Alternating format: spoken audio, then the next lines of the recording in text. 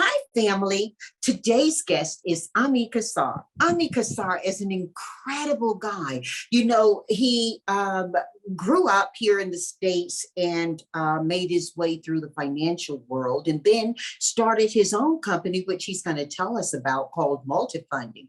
MultiFunding helps companies achieve their growth goals. He's also an author, and his book, The Growth Dilemma, is presently available. He has a new one coming out that we're going to be talking about as well. I know you're going to enjoy learning from him, so settle back and get ready to learn from a genius. I'm excited about the conversation with Ami Kassar.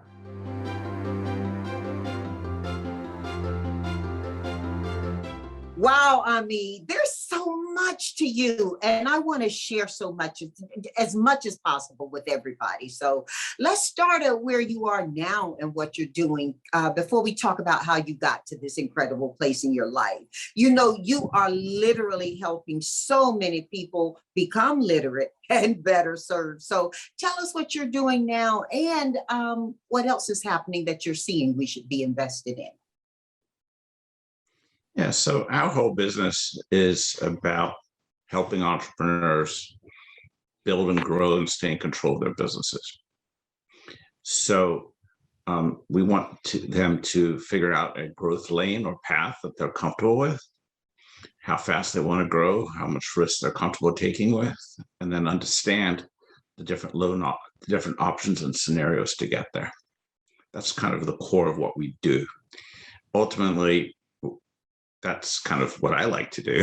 Okay, we have a team of people who sometimes, if a loan is what makes sense to do that, we help them get a loan, and we help them facilitate the best possible loan for their needs. And we work with a group of banks and lenders across the country to make that happen. So that's, in a nutshell, what we're all about. So as our family is listening to you and they are getting excited to lean in and learn from you, which of them would likely want to work with you? I mean, did you help with the PPP, or are you completely separate and unique from that? Give them a better sense of who's a great candidate to seek work with you, to seek your services. And so most of the people we work with, we invested a ton of energy and effort into helping people with the PPP and the EIDL. We didn't make any money from it, nor did we want to. We just wanted to educate. It's not our core business. It was a unique time in history, and we thought that was our responsibility. But our core business really is predominantly existing business owners.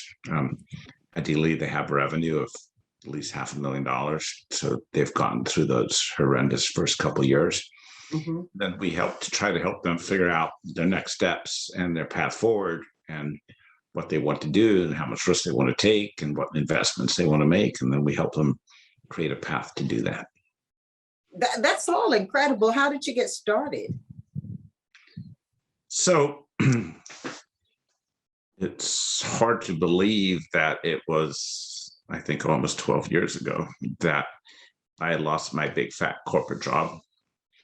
I was the chief innovation officer for the largest issuer of credit cards to small businesses in the United States. Whoa! Yeah. Yeah, it was a tough story. We had 1 million customers. We had about 1,000 employees, and we had about $1 billion worth of market cap. And we completely decimated in the Great Recession. Before it was my turn to be let go, which I knew was coming, I helped let 960 people go, which was hands down the toughest professional thing I ever did in my life. And then my turn came on a Friday. On my way home, I went to the bank and I deposited a check for my full home equity line of credit. And then went home and told my wife what I did. And I started my company, MultiFunding, on Saturday. That's a true story. Wow. And when you started this company, had you had any connection with anybody to get it started? Or was it just, you know how sometimes people say the idea dropped, but they'd had years in waiting for it to happen. It was going to happen anyway. Well, I had been, it wasn't a complete shock that I got terminated by the bankruptcy trustees. So I'd had some time to think about it. But one of my general lessons in life is try not to spend too much time crying over spilled milk. It doesn't get you very far. So I just wanted to jump myself into the fire and get going. And that's what we did. And I had a partner at the time. And from that day until our quote unquote doors were open was 6 weeks. Mm, Well, you are an in-demand speaker and a very trusted advisor to growth-focused business leaders. I know that your experience has to feed into that, as well as your knowledge around just the funding arena itself. But you've helped thousands of business owners achieve their growth goals by working creatively with them and personalizing funding solutions for them. How does that work? How do you help somebody that way? So I think there's 2 levels. When I speak, and that's one of my favorite things to do, is get out in front of a crowd of entrepreneurs. And my job is I'd like to get people thinking, and it sort of break some of their barriers and challenge some of their assumptions. So I like to say, I'll ask you, Janice, you're a business owner, right? So let me flip the question of you. If you were given a gift today of $500,000 and you had to invest it in your business, and if you didn't invest it, what would you have to give it back in 90 days? What would you do with it? You mean we'd have to pay it back in 90 days? You have to give it back. You wouldn't have the chance to invest it. So you have $500,000 to invest in the next 90 days, or you have to give it back. Gotcha. Can't use it to buy a boat or a yacht. You got to invest it in your business. What would you do with it? Right. And it's so interesting you're asking this question, because one of the things that I've championed all of my executives to, who are leading areas in our business, regardless of whether we consider them sales generating, fund generating or not, is would we buy our own business if your department were all we were buying? And so that kind of fits that agenda of what would I do with the money. Now, to be candid with you, I'd be giving it back because you don't allow me to donate it to those businesses that I care about. But if I can deliver it outside of my own business, there are a number of women-owned and minority-owned businesses I think are really, really top-notch and could grow, could really soar with that money. Absolutely. And that's a good answer. So let's take that company. So say as an example, what I try like to do is sometimes money can be an excuse or it can be a problem, right? So people say, oh, I can't do that because I don't have the money. And they just get kind of broken up on that. And my question is, well, just just assume you had the money for a minute. What would you do with it? Mm-hmm. And how much would you need? Just trying to open your thinking. So sometimes what I find is that early on in a business life cycle, we sell our firstborn, we do whatever it takes, and we're willing to take an unbelievable amount of risk to get our business up and running. We almost have no choice. And then hopefully, if things work out, we get through those hump years and we kind of figure out the business, and we get through those awful years of missed payments and creditors calling and all that stuff. You sort it out, and then you breathe a sigh of relief. You go, I never want to live through that again. Okay. But actually, ironically, that's probably the time then you want to throw the fuel on the fire. So you actually have a business model now that you probably want to scale it up and put more money into it. And that's probably the less risky time to invest in your business versus those first few years. So building a business is a marathon. It's a journey. There's different stages along the way. There's different solutions along the way. And people have to get comfortable in their own skin about what they're going to do next and how much time they're going to take, and then just go for it and do it. Well, when I was first growing up in my business, I remember being told by several people who at that time I really respected that banks like to lend money to people who don't need it. They've already valued that you can grow, that you can expand with it. Is that kind of the truth? 100%. Banks don't, when you don't need the money, the banks, I mean, I joke about that home equity line of credit. When I got to start, I'd gotten that checkbook and gotten that home equity line 7 years before I started my company. And it was just sitting in the drawer. And the reason I went to the bank and deposited the full amount was I didn't have a job anymore. And I was worried they're going to take it away from me. And that's the money I used to fund my first few years. And if I hadn't had the foresight to get that line of credit when I did, I wouldn't have been able to get one that day because suddenly I didn't have a job. And so you always, when you think about your financing strategy for your business, you have to think offensively and you have to think defensively. You have to think about how to prepare yourself and protect yourself for the unexpected. And you also want to be able to take advantage of opportunities. And it's a balancing act of both. So like I always ask businesses, do you have a line of credit? And if not, why? I don't want you to use that line of credit to go buy a boat in Hawaii or something, but I do want you to have a line of credit just in case. For the unexpected. Just in case is a big statement these days. I know you've seen a lot of just in cases stepping up over this pandemic season, but I want to talk about something that's even beyond pandemic. You know, many of the people listening to you right now are students who have entrepreneurial aspirations or tinkerers who, you know, are ready to make that decision. A lot of these students, and this comes up on the boards that I serve on at universities too. I mean, a lot of these students get offered lines of credit. I know the federal government has stepped in to address that a little bit, but if they're smart about it, it's not the worst thing. How do they make smart decisions for those who are listening and they are new to thinking around finance?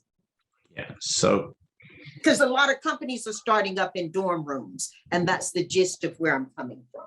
Got it. So my challenge to you, if you're starting up a business in a dorm room or just getting going, whatever it is keep it simple, stupid. Mm-hmm. So what I want you to do is don't get all hyped up about trying to raise a whole bunch of money or this or that, or, you know, I don't know why people celebrate funding rate rounds as a success or investors as a success. Think about what you want to prove. And then think about a simple way to prove it, or the most inexpensive way to prove it, and to see if you have a concept or not. So as an example, I spent some time mentoring underserved communities. And I was on the Zoom a couple months ago with a church entrepreneurship group. And I think the woman who had invited me on was trying to make money from those people, with those entrepreneurs, by getting them to invest in business plans with her. And most of them didn't need a business plan, or they certainly didn't need to raise money.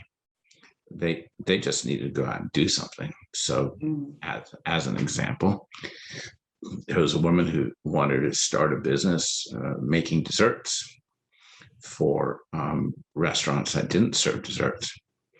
And she thought in her head she had to raise some money to open up her own kitchen so she could go and start making those desserts. And my answer was, what's wrong with the kitchen in your apartment? Or why can't you see if one of the restaurants that you're going to sell to will let you use their kitchen for an hour or two a day? You absolutely don't need to go and invest in building a kitchen right now. Prove your concept.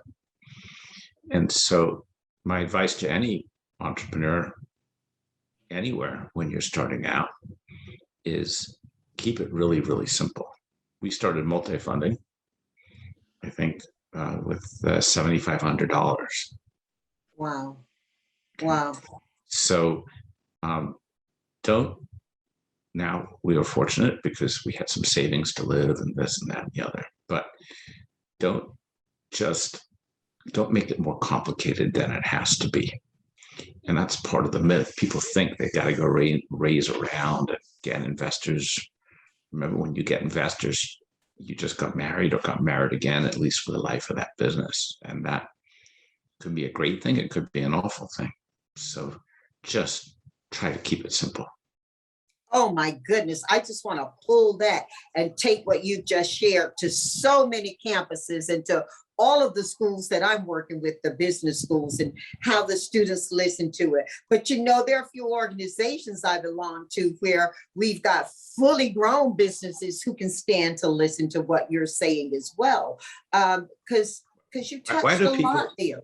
Why do people celebrate a funding round? Why do they celebrate that? What are they celebrating?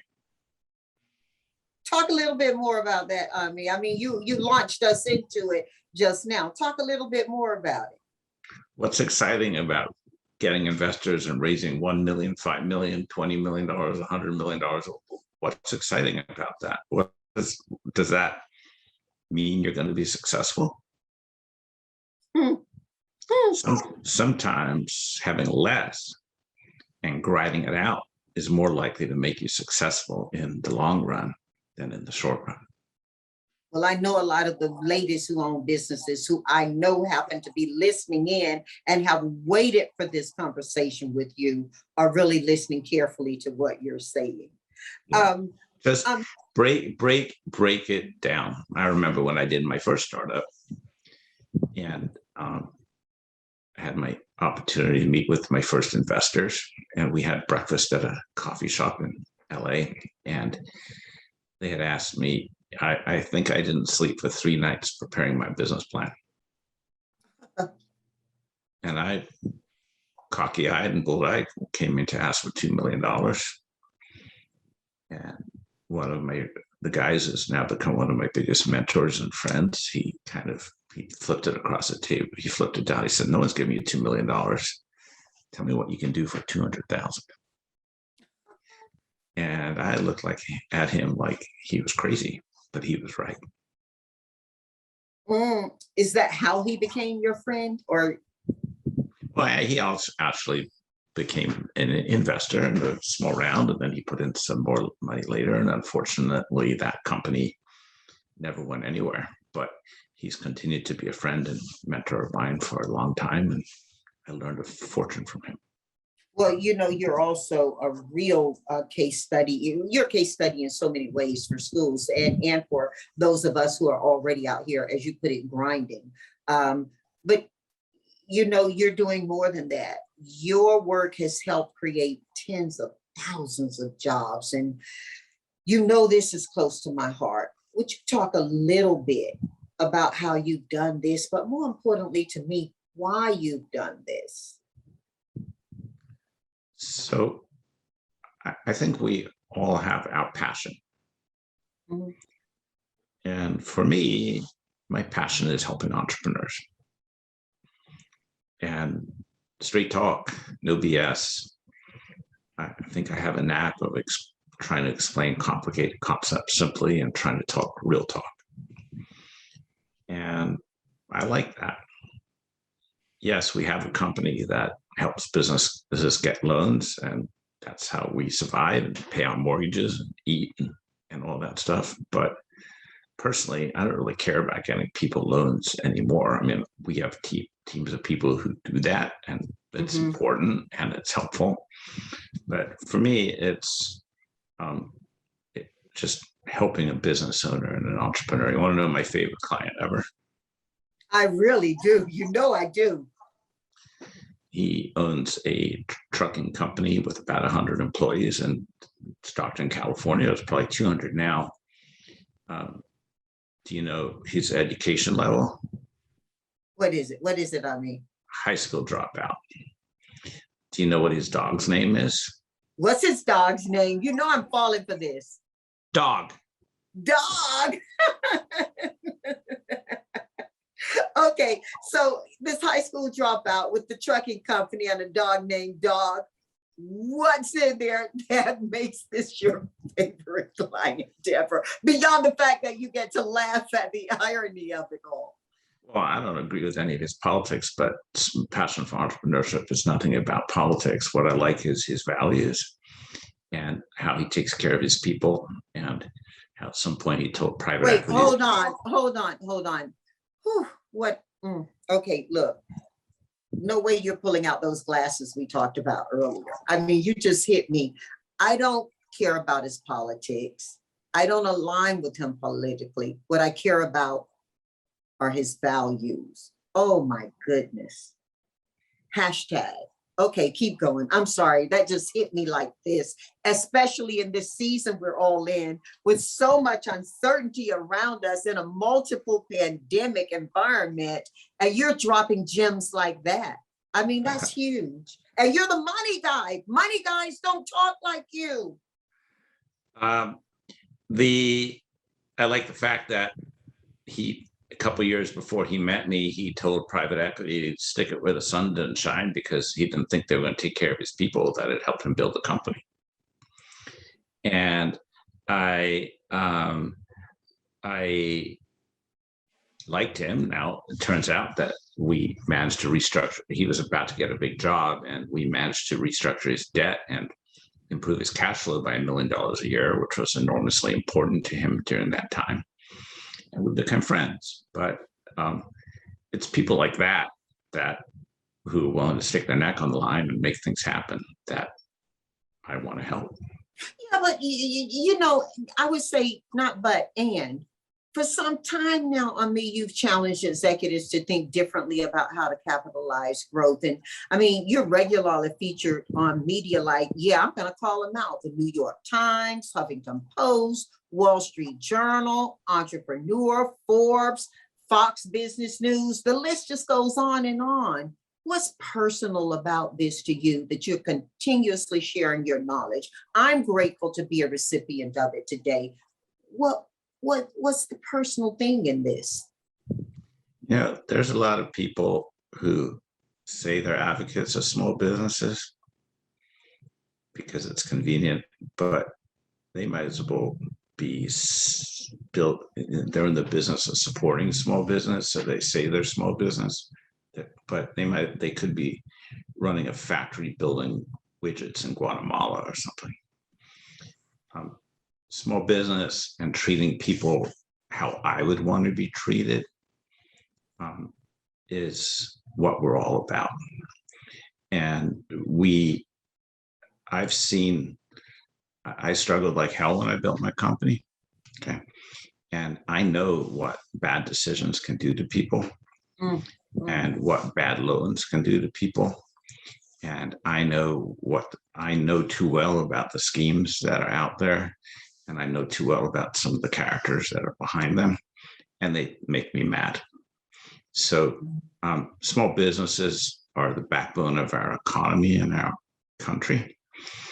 Guys like my friend in Stockton, California, from a high school dropout on one truck, he's feeding a couple hundred families, and they deserve support and structure and people to do right by them. And it's just how I believe. Don't make me cry in here. Don't do that to me. Look, let's switch it up. Talk about how you grew up before I tear up. Don't tear up. No, you're I mean, you're hitting some stuff that I care a lot about. There's so many businesses I work with through the organizations that I belong to, and these are incredible people. And PPP aside, these people have had a really, why'd you do that to me? These people have had a really tough time, and they've had some really good businesses. Thankfully, the majority of them are tough business people. They made smart decisions before the pandemic that assisted them to go through the pandemic. In my own company, I told our employees, we're not going to just go through this, we're going to grow through it.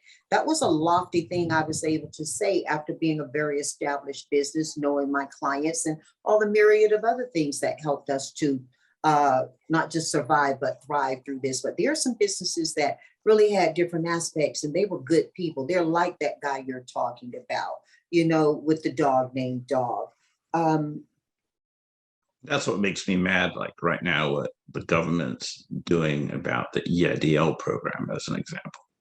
Mm-hmm. So there's like 200 and something billion left in this program, and it has to be used by December 31st.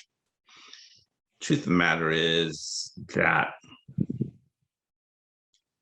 a lot of businesses have now recovered from the pandemic. Not all, but a lot. And there are still a fraction of businesses that got hit really hard by being in a specific industry or type of industry or thing like that. And they need help and they deserve help.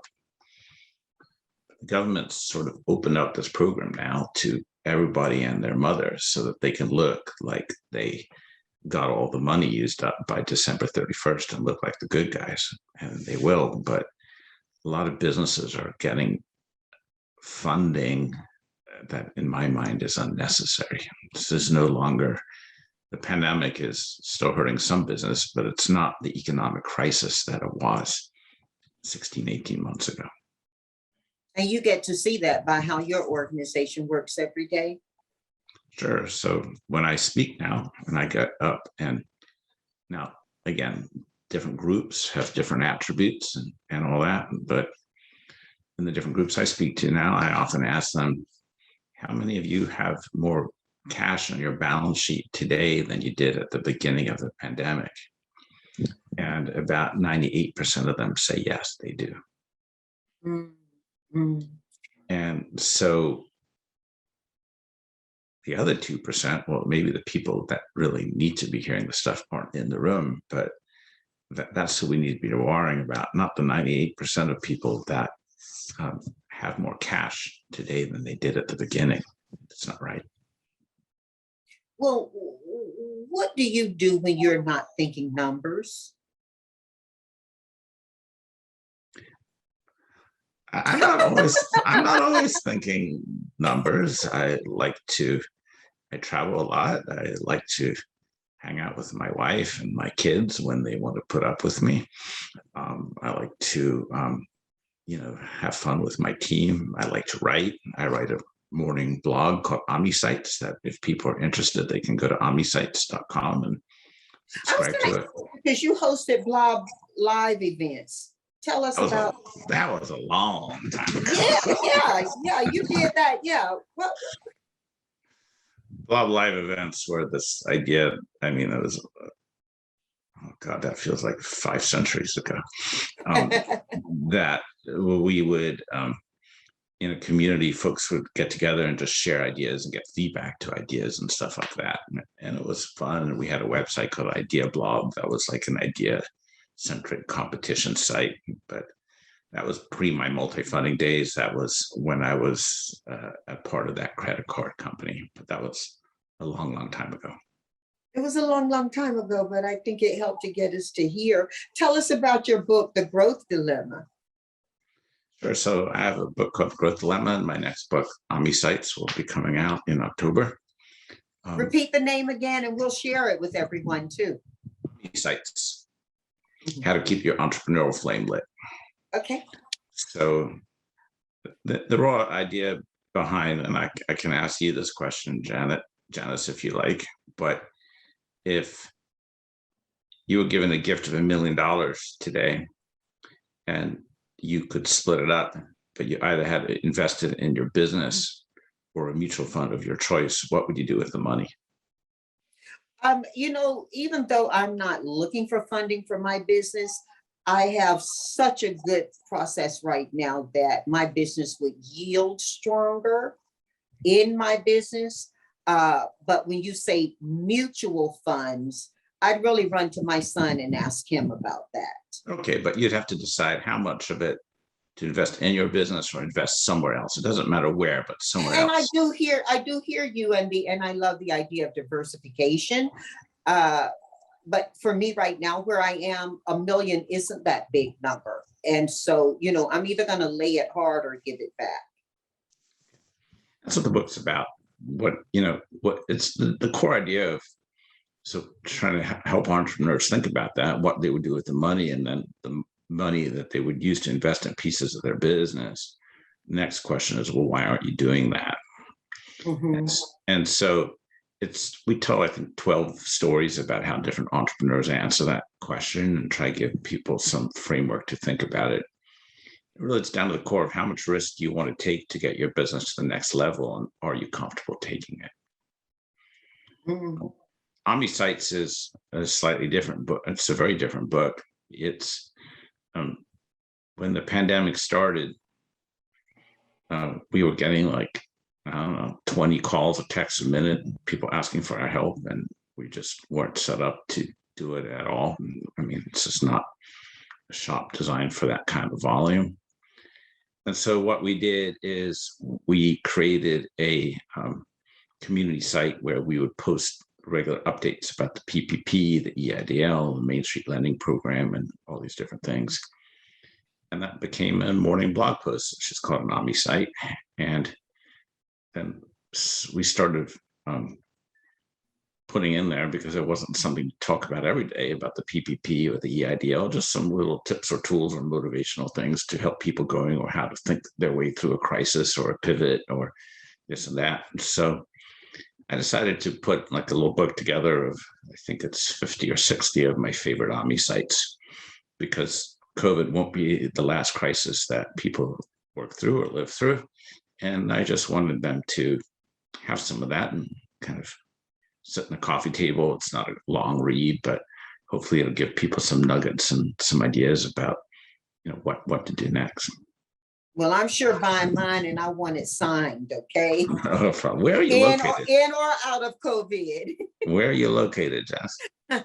Well, I'm located in Nevada, but right now I'm sitting in California, Southern California. Well, shoot, I should have known. Last week I was in Southern California and Nevada. So that's okay. That's this. You said this isn't the last pandemic we'll deal with. It's not the last time you're going to be here either. But look, have you ever wanted to do anything different? I mean, you appear to be very happy, in a happy spot with your career. I'm not suggesting any of us are happy with, all the things that are going on. But have you ever wanted to do anything different? Yeah. One day I'll just give it all up and be a professor. My sister for years, my sister said she wanted to be a professor, but she couldn't afford to be one. So she had to default to her engineering degree. And that says a lot. That there's a lot in there, but yeah, that's interesting to hear you say that. So we'll see. But I feel very blessed to love what I do, and to enjoy getting up in the morning and going to work, or getting on an airplane, or whatever I'm going to do. And it's another piece of advice I give entrepreneurs: if you don't love what you're going to do, if you don't feel completely passionate about it, don't do it, because it's going to be a lot tougher and more miserable than you think it is. Well, you're stepping right into my head now, Professor Kassar. You've advised the White House, the Federal Reserve Bank, the Treasury Department, all on credit markets. Now, giving your advice is at an expert level. What advice, Professor, will you give to us, financially speaking, that can help those of us who, we don't have the advantage of your expertise often? Let me give you two tips, just two general tips. If you're going to take a loan and you had one option to get a loan at 4.5% that you had to pay off over 5 years, or another loan that was you had 10 years to pay it off, but the interest rate was 6%, which would you take? And then how do you advise them? I'm asking, which would you take? I don't borrow like that, but how would you advise? I always advise people to concentrate on cash flow. Mm-hmm. Save your cash and plan for the unexpected, because you don't know what's coming down the pipe, especially if you can prepay a loan. Also, think about when you're making a decision, what's the worst case that could happen, and is it worth the risk? Uh-huh. And that's another thing that I consider to be very important. And that's a big thing, because you know that lends itself to your knowledge, or if you've been around a bit and married that knowledge to experience, your wisdom. But it also requires some imagination too, doesn't it? Of course, and think out of the box, and also encourage people to be a part of a peer group or somewhere where you can get inspiration from other entrepreneurs and get feedback and bounce ideas off. Don't try to do this alone. It's too hard. Mm-hmm. I mean, do you think now is a good time for entrepreneurs to jump into their business, those aspiring entrepreneurs? Or any special industries that look more appealing for, if they're in this industry, if they're in this industry now? I don't particularly think about one industry better or differently than the other, but I do think about all the change in the world, and that change creating opportunity for people and new businesses to emerge. Mm-hmm. And you sounded celebrating of those small and mid-sized companies earlier in our conversation. Absolutely. That's where innovation happens and good things happen, and we need more of them, not less. I agree with you 100% on that. We're going to do a game. It's called 4 for 4. I'm going to ask you for, but look, you ready? You got some gaming in you. Do you go to Vegas? Not often. I spoke in Vegas on Tuesday night, I think. So. Look, before we play the game, where did you grow up? Tell us about how you grew up. I want to know who the little boy was before he became Professor Kassar. Stop it. I was born in South Africa and moved to the States when I was 8 years old with my family. And we popped around a couple of years, and then we moved to a few different cities. And when I was 12, we moved to San Diego, which is where my parents settled down. And so you went to school most of the time in San Diego, and then you went to university. What happened then? I went to Brandeis for my undergraduate degree. Oh, I've heard of that little school. And then I came back and I worked in San Diego, and then I went to USC for my MBA. Right on. My kids are USC. I serve on a board over there at the college. You go. And then I went to work, and I met my wife. I got married. I started my first company. It blew up. And then I moved to Philadelphia. Wait a minute. And then I moved to Philadelphia. Why Philadelphia? I mean, you wanted to see the Liberty Bell again? When my first company, which was where I told you that story about the investor and the $2 million versus the $200,000, when that blew up, I was pretty much broke, and I sent out an email to a bunch of my friends and folks that I knew saying I was looking for my next gig. And then someone I knew at the time said, "Why don't you come to Philadelphia and help us run our internet department at our small business credit card company?" And I said, "Man, that doesn't sound like such a bad idea." And we moved to Philadelphia, and that's where our journey in Philadelphia started just over 20 years ago, I think. You know what? I'm a fan. I'm not a softie, but I kind of think you might be inspiring and saving dreams for people in your work. It's a money game. Look, we all understand that. I'm a capitalist. I believe in it. I love helping. Some dreams are getting saved. Some dreams are getting saved. I love doing that. It's really what I love to do. Yeah, you are really saving dreams for people. Thank you for that. Listen, 4 for 4. Okay, let's go. Before I get teary again. So I'm going to ask you 4 questions. You're going to give me 4 answers, okay? And the first question is, you get to host a dinner, and you can invite 4 guests from any time in history, present to past. They can be alive or have transitioned. Nobody from the future, but present or past. Who are the 4 people at dinner, and why? Oh man, that's not a fair question. Oh, it's a good question. I really want to hear your answer. I think I would love to, and it's not in any particular order. I think I'd be fascinated to meet Barack Obama. Uh-huh. I just think his role in history is fascinating to me.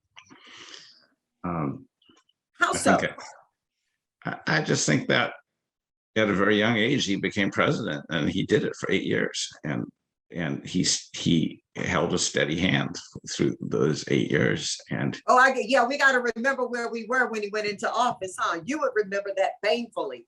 yeah, okay, so I think that would certainly be a very interesting person. There's certain people in business I'd love to learn from. It's Richard Branson or Jeff Bezos. I mean, those would be people that would be interesting. Are they two of your choices or one of them coming to dinner? Probably you two. Get four. Probably two. And then I'd love to, even though I'm Jewish, I'd love to meet the Pope. I think he's a completely fascinating man. And I love his leadership. And he'd be somebody I'd be interested in meeting as well. This is a very different Pope, yeah? Yeah, he is. He's out there a little bit. I like it. I had somebody else who I was talking with earlier this week, and they're Jewish as well, and they said they wanted to meet Jesus. And then they went on to explain, hey, look, I'm probably meeting a cousin. He just went the other way. That's funny. Okay, so let's go 2 for 4. What are the 4 things that you're listening, 4 different things that you're listening to now, and why? In terms of what? Music or what? Music? You know what? I'm not going to answer that question because I have a weakness. I don't listen to much stuff. You don't listen to much stuff? No, I read a lot. And I read a lot of articles. Are you listening to? Okay, I got you. Yeah. But okay. I mean, do you know the last time you listened to anything in the music? You know the last time you did it? So that's real for you, isn't it? Yeah, it's just not how my brain works. But look, I'm enjoying your brain. Well, that's not entirely true. Uh-oh. Sometimes my dad passed around 2.5 years ago, and he was a big fan of Jewish cantorial music. Uh-huh. And sometimes I love to listen to that stuff just because it brings me happy and peaceful memories of him. And I knew he'd be happy that I was listening to it. So that's something I like to listen to. Wow. Did you ever listen to Neil Diamond in when he did that movie, The Jazz Singer? Yeah, I used to listen to that. I used to think when I was in high school, I looked like Elvis Costello. I used to listen to a lot of Elvis Costello, but I haven't done that for a long time. Okay. That movie, by the way, that he did, they filmed it at a house I own on Venice Beach. And it was just incredible to hear him. So you said you have your head in the books. What 4 books would you advise for our folks listening right now, and why? This is 3 for 4, by the way. You know, one of my favorite books ever is, I don't know if you've ever read anything by Adam Grant. Mm-hmm. He's a professor out of Wharton, and I forget the exact title because I have bad memory for stuff like that. But oh God, what is it? I think it's called Givers or Takers, and it basically says that people are either givers or takers. And it's a very simple way to think about somebody if you figure out if they're motivated by giving or taking. Mm-hmm. And then and that's a real simple, easy way to. I think I Googled, and it looks like it's called Give and Take. Yeah, that's right. Uh-huh. There's another book I love by Yitzhak Adizes about corporate life cycles. And it just very interesting way to think about innovation and how that evolves through companies and how to build teams and stuff like that. Mm-hmm. I love Vern Harnish's book called Scaling Up. It gives you a framework to think about how to scale up a company. And I think that's a really great book. And come back, give me the fourth question, and then I'll come back and give you the fourth book because I got to think about it. Okay, cool. That's fair. What 4 pieces of advice have you been given that you want to share forward, and why? Life advice. Don't cry over spilled milk. Mhm. Shit happens in life. Pardon, am I allowed to say that? Mhm. You're allowed to say whatever you want. And when that happens, just move on. Mhm. We have a fundamental rule in our company called the no asshole rule. How does that work? It's pretty simple. You act like an asshole, we're not going to help you. Mhm. And that's what Do you stay pretty firm to that? 100%. It's the best thing we ever do. And is that one of those things where you know it when you see it? You don't have a definition of, okay, You just know it. this is. You just know it when you see it. Another rule is a happy wife is a happy life. And keep it simple. She taught you well. She taught you well. Keep it simple, stupid. Mm-hmm. Sometimes people make things more complicated than they have to be. Mm-hmm. I appreciate that, but you still owe me that 4th book. Oh my goodness gracious me. I'm out of your hair. Once you give me that, I'm going to say thank you and keep it simple and stupid and see you next time. Yeah. You know what? Some people's memories work different ways. Like I could go to a movie, enjoy it. And if you ask me 2 hours later what it was called or what it was about, I forget it. Well, I got a recommendation you might put on that list. Sure. It could either be The Growth Dilemma I'm not going to say my Omni books. what? Or Omni what? Ami sites, but I'm not going to say that my book's a favorite. I'm not going to do that. Well, family, he's not saying it, but I'm saying it, okay? And we're going to be looking for it, and we're going to be sharing it with you as soon as it's out. In the meantime, you can go get Growth Dilemma by Ami Kassar from Amazon. If you got a bookstore that's open, you can get it. If they don't have it, make them get it. Tell them about it. But regardless, nothing's better than having you present here today. Ami Kassar, thank you. From my heart to your home, I just thank you so much. To your daughter's room, I thank you so much. Thank you very, very much. I appreciate that.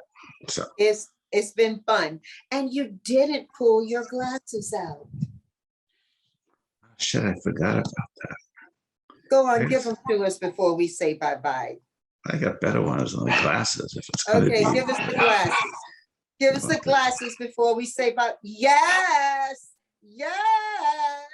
Oh, yes. Oh, yes. I love it, love it, love it. Oh, Professor, Chef, I love it. You know what? It's been a blast. Thank you so much. Thanks so much for having me. I've had a good time. Thank you very much. Stay well. Okay, thanks.